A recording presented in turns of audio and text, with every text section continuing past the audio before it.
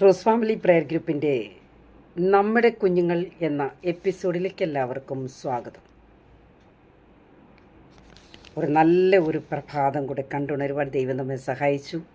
സന്തോഷത്തോടു കൂടെ കർത്താവിനെ നമുക്ക് ആരാധിക്കാം, ദൈവത്തെ നമുക്ക് മഹത്വപ്പെടുത്താം. കുഞ്ഞുങ്ങളെല്ലാവരും സന്തോഷമായിരിക്കുന്നു എന്ന് ഞാൻ വിശ്വസിക്കുന്നു. പ്രാർത്ഥനയിൽ നമുക്കെല്ലാവർക്കും ഒരുമിക്കാം. ദൈവമായ കർത്താവ് പ്രഭാതത്തെ എല്ലാവർക്കും അനുഗ്രഹിച്ച് വാഴ്ത്തി തരുമാറാകട്ടെ. പ്രിയ കുഞ്ഞുങ്ങളെ, ഇന്ന് ഒരല്പനിമിഷം ഞാൻ നിങ്ങളോട് സംസാരിക്കാൻ പോകുന്നത് തന്നെ ദൈവത്തിന് അസാധ്യം ഇല്ല, ദൈവത്തിന് അസാധ്യമായ കാര്യങ്ങൾ ഇല്ല എന്നതാണ്. പലപ്പോഴും നാം ആഗ്രഹിച്ച കാര്യങ്ങൾ നമുക്ക് ലഭിക്കാതെ വരുമ്പോൾ സാധാരണ നമുക്കൊരു ക്ഷമയുണ്ടാവുന്നില്ല. പെട്ടെന്ന് തന്നെ ദൈവത്തോട് പിറുപിറുക്കുക, ദൈവത്തെ കുറ്റപ്പെടുത്തുക. ഞാൻ പ്രാർത്ഥിച്ചാൽ മാത്രം എനിക്ക് തരത്തില്ല, കർത്താവ് എനിക്ക് തരികയില്ല എന്ന് പറഞ്ഞിട്ട് ദൈവത്തെ ദൈവത്തോട് പിറുപിറുക്കുന്ന ഒരു സ്വഭാവമാണ് പലപ്പോഴും നമ്മുടെ ജീവിതത്തിൽ ഉണ്ടാകാറുള്ളത്. എന്നാൽ കർത്താവ് എനിക്കത് തന്നില്ലല്ലോ, കർത്താവിനോട് പരിഭവം പറയുക, കർത്താവ് എനിക്കത് തന്നില്ലല്ലോ, ദൈവത്തോട് പരിഭവം പറയുന്ന ഒരവസ്ഥ. എന്നാൽ നാം അറിഞ്ഞിരിക്കേണ്ടുന്ന ഒരു സത്യം, ദൈവത്തിന് അസാധ്യമായ കാര്യങ്ങൾ ഇല്ല.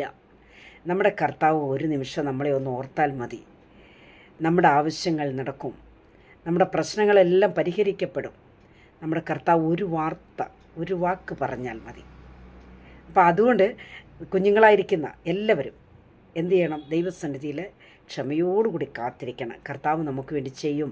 എൻ്റെ അപ്പൻ അത് ചെയ്യും, എൻ്റെ അപ്പൻ അത്ഭുത മന്ത്രിയാണ്, എൻ്റെ അപ്പൻ അത് കഴിയും, എൻ്റെ ദൈവത്തിന് അസാധ്യമായ കാര്യങ്ങളില്ല എന്ന് നാം എന്തു ചെയ്യണം? ആണിത്തരമായി നമ്മൾ ഉറച്ചു വിശ്വസിക്കണം. എങ്കിൽ മാത്രമേ നമ്മുടെ കാര്യങ്ങൾ കർത്താവ് നടത്തി തരികയുള്ളൂ. അവിശ്വാസത്തോടു കൂടി ദൈവസന്നിധിയിൽ വന്നാൽ നിശ്ചയമായും നടക്കത്തില്ല. അതുകൊണ്ട് വിശ്വസിക്കണം. നമ്മൾ എന്തു ചെയ്യണം? ഒട്ടും തന്നെ കുറവില്ലാതെ പൂർണ്ണമായിട്ടും നമ്മൾ ദൈവത്തെ നമ്മൾ വിശ്വസിക്കണം. പിന്നെ നമ്മുടെ കർത്താവാരാ? അത്ഭുത മന്ത്രിയല്ലേ? അപ്പോൾ അത്ഭുത മന്ത്രിയുടെ അരികിലേക്കാണ് നമ്മൾ വരുന്നത് തന്നെ. ഇപ്പം നമുക്ക് ഇന്ന് തിരുവചനത്തിലൂടെ ഒരു ചെറിയ ചിന്ത അല്പനിമിഷം നമുക്കൊന്ന് ആഴമായി ചിന്തിക്കാം. അത് നമ്മുടെ ആത്മീക ജീവിതത്തിന് നമുക്കത് അനുഗ്രഹവും നന്മയുമായി മാറും. അപ്പോൾ എല്ലാവരും ശ്രദ്ധിക്കുക. യോഹന്നാൻ്റെ സുവിശേഷത്തിലേക്ക് നിങ്ങളെല്ലാവരും 11-ാം അധ്യായത്തിലേക്ക് ക്ഷണിക്കുകയാണ്. അവിടെ നാം കാണുന്നത് ബെഥാന്യയിലെ കുടുംബത്തെക്കുറിച്ചാണ്. ബെഥാന്യയിലെ കുടുംബത്തെക്കുറിച്ച് എല്ലാവർക്കും അറിയാം. ലാസറിൻ്റെ ഭവനമാണത്. ലാസറിന് 2 സഹോദരിമാരാണ്, മാർത്തയും മറിയയും. എങ്ങനെ 2 സഹോദരിമാരടങ്ങുന്ന ലാസറിൻ്റെ കുടുംബമാണ്. അപ്പോൾ ഈ ലാസറിൻ്റെ കുടുംബമായിട്ട് ദൈവത്തിന് വലിയൊരു ബന്ധമുണ്ടെന്ന് വെച്ചാൽ കർത്താവ് എപ്പോഴും അവിടെ വന്നു പോകുന്ന ഒരു കുടുംബമാണ്, വളരെയധികം ബന്ധമുള്ള കുടുംബമാണ്. അപ്പോൾ തന്നെ കർത്താവ് പറഞ്ഞിട്ടുണ്ട്, എൻ്റെ സ്നേഹിതൻ. ലാസറിനെ എങ്ങനെയാണ് പറഞ്ഞത്? എൻ്റെ സ്നേഹിതൻ എന്നാണ് കർത്താവ് പറഞ്ഞത് തന്നെ. അപ്പോൾ ഇവിടെ നമുക്ക് കാണുവാനായിട്ട് കഴിയുന്നത്, പെട്ടെന്ന് തന്നെ ലാസറിന് രോഗം ബാധിച്ചു. എന്ത് ചെയ്തു? ലാസറിന് രോഗമുണ്ടായല്ലോ. ലാസറിന് രോഗം ബാധിച്ചപ്പോൾ തന്നെ സഹോദരിമാർ യേശു കർത്താവിനെ ഈ വിവരം അറിയിച്ചിട്ടുണ്ട്. അന്നത്തെ ലോകത്ത് ഈ മെസ്സേജുകളൊക്കെ ഉണ്ടോ അത് നമുക്കറിയില്ല. പക്ഷേ ഇന്നാണെങ്കിൽ എത്രയോ മെസ്സേജുകൾ സെൻഡ് ചെയ്യാനായിട്ട് എന്തുമാത്രം ഓപ്ഷനുകളുണ്ടല്ലേ. നമുക്ക് മൊബൈൽ ഫെസിലിറ്റി ഉള്ളതുകൊണ്ട് ഇപ്പോൾ എല്ലാ കാര്യങ്ങളും അറിയിക്കാൻ പറ്റും. പക്ഷേ അന്ന് സഹോദരിമാർ കർത്താവിനെ അറിയിച്ചു. ആദ്യത്തെ മെസ്സേജാണ്, നിൻ്റെ സ്നേഹിതൻ ആയിരിക്കുന്ന ലാസർ ദീനമായി കിടക്കുന്നു എന്നുള്ള വാർത്ത അറിയിച്ചു. പക്ഷേ കർത്താവ് ആയിരുന്ന സ്ഥാനത്ത് തന്നെ അവിടെ തന്നെ പാർത്തു. കർത്താവ് വരുവാനായിട്ട് കർത്താവ് ശ്രമിച്ചില്ല. രണ്ടാമത് കർത്താവിനെ അവർ അറിയിക്കുന്ന അടുത്ത മെസ്സേജ് എന്താണെന്ന് ചോദിച്ചാൽ, നിൻ്റെ സ്നേഹിതനായിരിക്കുന്ന ലാസർ അത്യാസന്ന നിലയിലാണ്, സീരിയസ് ആയി കിടക്കുന്നു എന്നുള്ളവരും അറിയിച്ചു. അപ്പോഴും കർത്താവ് ആയിരുന്ന സ്ഥാനത്ത് തന്നെ അവിടെ തന്നെ ഉണ്ടായിരുന്നു. കർത്താവ് വന്നില്ല എന്നാണ് നമുക്ക് തിരുവചനത്തിലൂടെ നമുക്ക് മനസ്സിലാക്കാൻ കഴിയുന്നത്. മൂന്നാമതായിട്ട് കർത്താവിന് വന്ന മെസ്സേജ് എന്താണെന്ന് ചോദിച്ചാൽ, നിൻ്റെ സ്നേഹിതനായിരിക്കുന്ന ലാസർ മരിച്ചു എന്നാണ്. ഈ മരിച്ചുപോയി എന്നുള്ള വാർത്ത കർത്താവിനെ അവർ അറിയിക്കുമ്പോൾ കർത്താവ് എന്ത് ചെയ്യുന്നറിയാമോ? എൻ്റെ സ്നേഹിതൻ നിദ്രയിലായിരിക്കുന്നു, അവനെ പോയി ഉണർത്താം എന്ന് പറഞ്ഞിട്ട് ശിഷ്യന്മാരുമായിട്ട് കർത്താവ് വരാനായിട്ട് ശ്രമിക്കുകയാണ്. നമുക്കറിയാം, ലാസർ മരിച്ചു, ലാസറിനെ അടക്കം ചെയ്തു. 4-ാമത്തെ ദിവസമാണ് കർത്താവ് അവിടേക്ക് വരുന്നത് തന്നെ. അപ്പോൾ തന്നെ കർത്താവ് ലാസറിൻ്റെ ഭവനത്തിൽ വരുമ്പോൾ തന്നെ മാർത്ത മറിയെ വിളിച്ചിട്ട് പറയാണ്, ദേ ഗുരുനാഥൻ വന്നിട്ടുണ്ട് എന്ന്. എന്താണ്? ഗുരുനാഥൻ വന്നിട്ടുണ്ട്, നിന്നെ വിളിക്കുന്നു എന്ന് മാർത്ത മറിയയോട് പറയുകയാണ്. സത്യത്തിൽ ഞാൻ ചോദിക്കട്ടെ കുഞ്ഞുങ്ങളെ, യേശു എന്തിനായിരിക്കും വിളിച്ചത്? മരണ ദിവസം വരാൻ കഴിയാതെ പോയതിൽ സോറി പറയാനാണോ കർത്താവ് ഭവനത്തിലെത്തിയത്? അങ്ങനെ നിങ്ങൾ ചിന്തിക്കുന്നുണ്ടോ? അയ്യോ, എൻ്റെ സ്നേഹിതൻ മരിച്ചപ്പോൾ ദീനമായി കിടക്കുന്നുള്ള വിവരം നിങ്ങളെന്നെ അറിയിച്ചിരുന്നല്ലോ, എനിക്ക് വരാൻ കഴിഞ്ഞില്ല, സോറി, എന്നോട് ക്ഷമിക്കണം എന്ന് പറയാനാണോ കർത്താവ് അവിടെ വന്നത്? അല്ല. പിന്നെ യേശു ചോദിച്ചൊരു ചോദ്യമുണ്ട്, എൻ്റെ സ്നേഹിതൻ ലാസറിനെ നിങ്ങൾ എവിടെയാണ് വെച്ചത് എന്ന്. എവിടെയാണ് നിങ്ങൾ വെച്ചത് എന്ന്. ഒരു പക്ഷേ യഹൂദന്മാർ പറയുമായിരിക്കും, എന്താ, യേശു വന്ന് കല്ലറയിൽ നിന്ന് കരയാനായിരിക്കും കല്ലറ എവിടെയാണെന്ന് ചോദിക്കുന്നതെന്ന് ഒരു പക്ഷേ അവർക്കത് പറയാമായിരിക്കാം.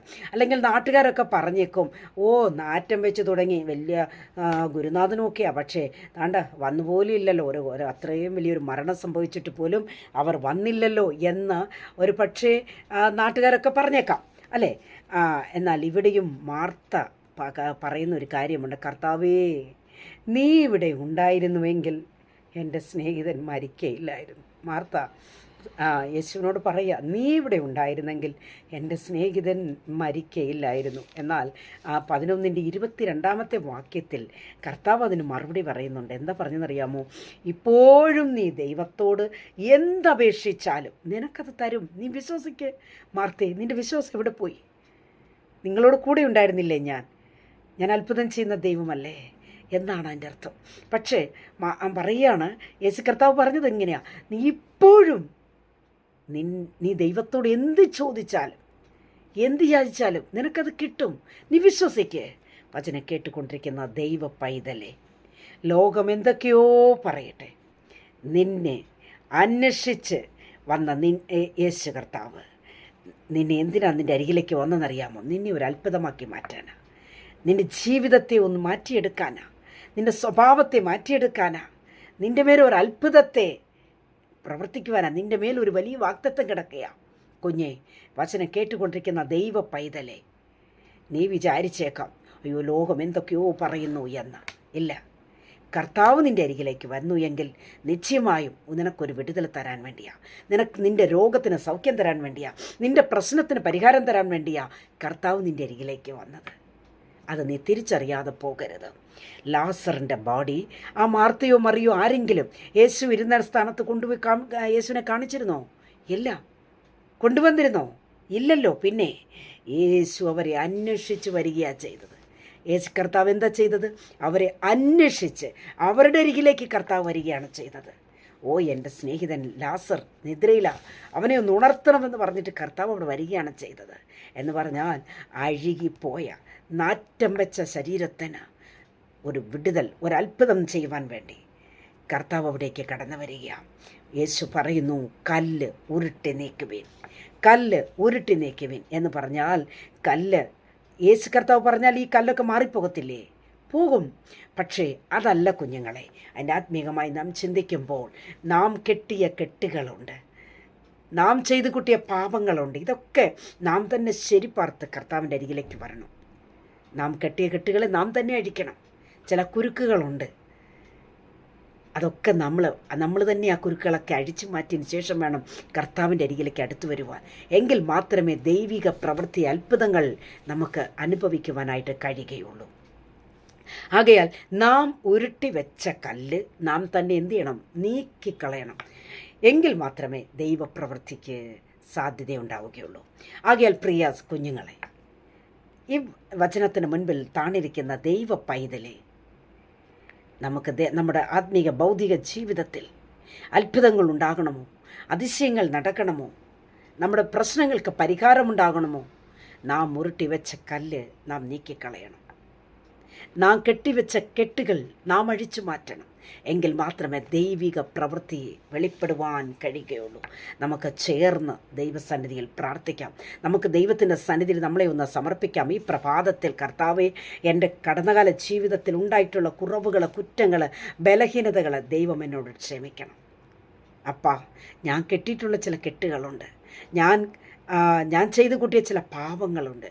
അപ്പൻ എന്നോട് ക്ഷമിക്കണമേ എന്ന് ദൈവത്തിൻ്റെ സന്നിധിയിൽ നിരപ്പ് പ്രാപിച്ചിട്ട് കർത്താവിൻ്റെ സന്നിധിയിലേക്ക് നാം അടുത്ത് വരുന്നുവെങ്കിൽ നമ്മെ അന്വേഷിച്ച് വരുന്നൊരു കർത്താവുണ്ട്. അസാധ്യങ്ങളെ സാധ്യമാക്കുന്ന ഒരു ദൈവമുണ്ട്. ആ ദൈവിക പ്രവൃത്തിക്കായിട്ട് നമ്മളെ ഒന്ന് താഴ്ത്തി സമർപ്പിച്ചു കൊടുക്കാം. ലാസറിൻ്റെ ഭവനത്തിൽ, ലാസറിൻ്റെ ജീവിതത്തിൽ അത്ഭുതം ചെയ്ത ദൈവം നമ്മുടെയും ജീവിതത്തിൽ അത്ഭുതങ്ങൾ ചെയ്യുവാൻ ഇടയായിത്തീരും. പ്രിയ സഹോദരങ്ങളെ, കുഞ്ഞുങ്ങളെ, ആർക്കെങ്കിലും പ്രാർത്ഥന ആവശ്യമെങ്കിൽ റോസ് ഫാമിലി എന്ന പ്രസ്ഥാനത്തിന് 2 പ്രാർത്ഥനാ ഗ്രൂപ്പുകളുണ്ട്. ഈ പ്രാർത്ഥനാ ഗ്രൂപ്പിൽ എനി ടൈം ദൈവമക്കൾ പ്രാർത്ഥിക്കുന്ന, ഇന്ത്യക്ക് പുറത്തുനിന്നും അകത്തുനിന്നും ഒക്കെ പ്രാർത്ഥനാ വിഷയങ്ങൾ വരുന്ന ഒരു വലിയ പ്രാർത്ഥനാ ഗ്രൂപ്പാണ്. ഈ ഗ്രൂപ്പിൽ നിങ്ങൾക്ക് ചേരുവാനായിട്ട് സാധിക്കും. നിങ്ങളുടെ ഫോൺ നമ്പറുകൾ ഞങ്ങളുടെ കമൻറ്റ് ബോക്സിൽ നിങ്ങൾ ഇടുക. നിങ്ങളുടെ വിഷയങ്ങൾ അറിയിച്ചാൽ നിങ്ങൾക്ക് വേണ്ടി പ്രാർത്ഥിക്കുവാൻ ഏത് സമയവും ഞങ്ങളുടെ പ്രാർത്ഥന സഹകാരികൾ അതിന് ഒരുക്കമുള്ളവരാണ് എന്നതും അറിയിക്കുന്നു. പ്രിയ സഹോദരങ്ങളെ, ദൈവത്തിന് അസാധ്യമായ കാര്യങ്ങളില്ല. വിഷയങ്ങൾ ഏതു തന്നെയായിരുന്നാലും നിങ്ങൾ നിരാശപ്പെടേണ്ട, ദുഃഖിക്കേണ്ട ആവശ്യമില്ല. കർത്താവിന് കഴിയുമെന്നേ. ദൈവത്തിൻ്റെ സന്നിധിയിൽ ഒന്ന് സമർപ്പിച്ചു കൊടുക്കുക. ജീവിതത്തിൽ നിരാശയോടെ കഴിയുകയാണോ, ദുഃഖത്തോടെ കഴിയുകയാണോ, വേദനയോടെ കഴിയുകയാണോ, യേശു കർത്താവ് നമ്മുടെ കൂടെയുണ്ട്. നമ്മളെ സഹായിക്കുന്നവൻ, നമ്മളെ വിടുവിക്കുവാൻ, നമ്മളെ ആശ്വസിപ്പിക്കുന്ന, നമ്മളെ കരുതുന്നവർ കർത്താവിൻ്റെ സന്നിധിയിലാണ് നിങ്ങളും ഞാനും വന്നെത്തിയിരിക്കുന്നത്. ആകെ ലാസറിന് അത്ഭുതം ചെയ്ത ദൈവം നമ്മുടെയും ജീവിതത്തിൽ അത്ഭുതം ചെയ്യുവാൻ ഇടയായിത്തീരും. ഈ വചനങ്ങളാൽ ദൈവമായ കർത്താവ് നമ്മളെ എല്ലാവരെയും അനുഗ്രഹിച്ച് മാനിക്കുമാറാകട്ടെ. God bless you all.